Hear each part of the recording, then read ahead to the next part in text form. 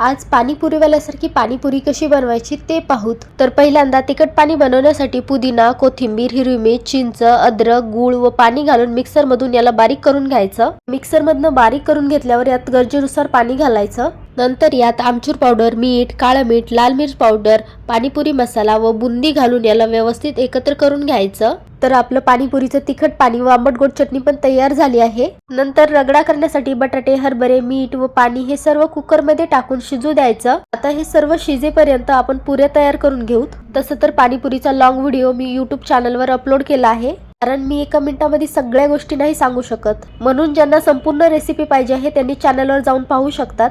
तर आपल्या पुऱ्या एकदम पाणीपुरीवाल्यासारख्या झाल्या आहेत। इकडे आपले बटाटे व हरभरे शिजले आहेत, ते मी काढून बारीक करून घेते। त्यानंतर यात कांदा, कोथिंबीर, काळे मीठ, लाल मिर्च पावडर घालून एकत्र करून घ्यायचं। तर पाणीपुरीवाल्यासारखी पाणीपुरी बनवून खान चॅनलला मात्र नक्की सबस्क्राईब करा।